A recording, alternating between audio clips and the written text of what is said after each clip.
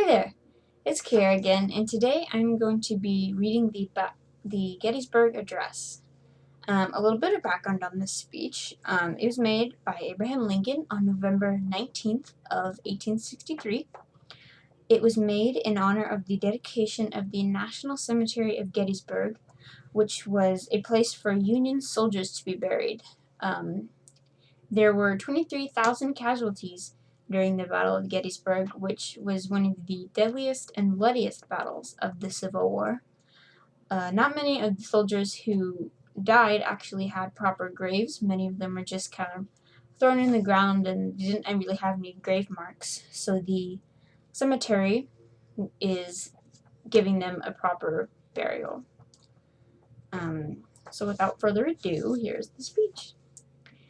fourscore and 7 years ago, our fathers brought forth on this continent a new nation, conceived in liberty and dedicated to the proposition that all men are created equal. Now we are engaged in a great civil war, testing whether that nation, or any nation so conceived and so dedicated, can long endure. We are met on a great battlefield of that war. We have come to dedicate a portion of that field as a final resting place for those who gave their lives, that the nation might live. It is altogether fitting and proper that we should do this, but in a larger sense, we cannot dedicate, we cannot consecrate, we cannot hallow this ground. The brave men, living and dead, who struggled here, have consecrated it far above our poor power to add or detract. The world will little note nor long remember what we say here, but it can never forget what they did here. It is for us, the living, rather, to be dedicated here to the unfinished work which they who fought here have thus far so nobly advanced.